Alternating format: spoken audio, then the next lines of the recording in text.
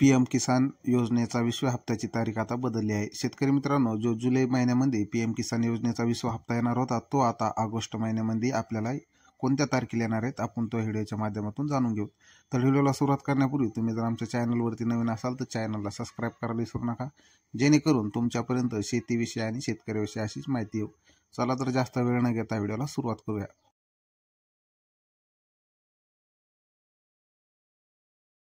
तर केंद्रीय कृषी मंत्री शिवराज चौहान यांनी ही माहिती जाहीर करताना सांगितले आहे की पंतप्रधान नरेंद्र मोदी यांच्या हस्ते वाराणसीतील शेवापुरी विधानसभा परिसरातील कालिकधाम येथे मोठ्या सार्वजनिक कार्यक्रमात या हप्त्याचं वितरण होणार आहे।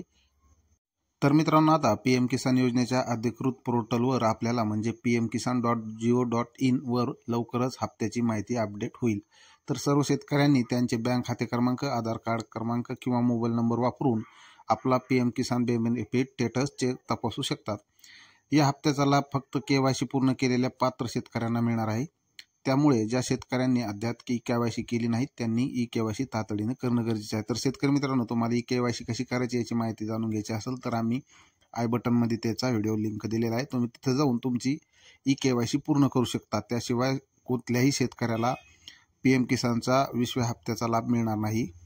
तसेच शेतकऱ्यांसाठी दिलासादायक बातमी, गेल्या काही आठवड्यापासून जे शेतकरी 20व्या हप्त्याची वाट बघत होते म्हणजे ते जुलै महिन्यामध्ये पैसे जे पडणार होते ते शेतकऱ्यांना जुलै महिन्यात पडले नाहीत।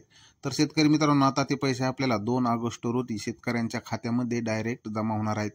तर शेतकरी मित्रांनो, अशाप्रमाणे आपल्याला आता येणारी 20व्या हप्त्याची रक्कम ही 2 ऑगस्ट 2025 रोजी शेतकऱ्यांच्या खात्यात वितरित होणार आहेत।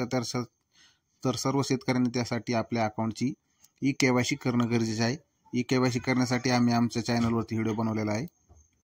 तर शेतकरी मित्रांनो, इथपर्यंत आला तर चॅनलला सबस्क्राईब करायला विसरू नका, व्हिडिओला शेअर करायला विसरू नका, जेणेकरून तो इतर शेतकऱ्यापर्यंत पोहोचेल। व्हिडिओ आवडल्यास व्हिडिओला लाईक करा आणि असाच सपोर्ट कायम राहू द्या। धन्यवाद।